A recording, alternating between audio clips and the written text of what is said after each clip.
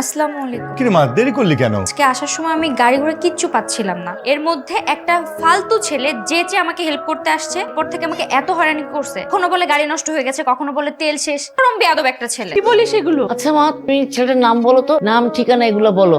আমার ছেলে তো পুলিশ, ও ঠিক একটা উচিত শিক্ষা দিয়ে দিবে। নাম তো আমি জানি না আন্টি।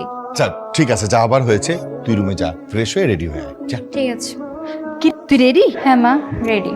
চল, সাইফ তো চলে এসেছে। এই যে মিস্টার, হ্যাঁ, আপনি এখানে কি করেন? পুলিশের ড্রেস।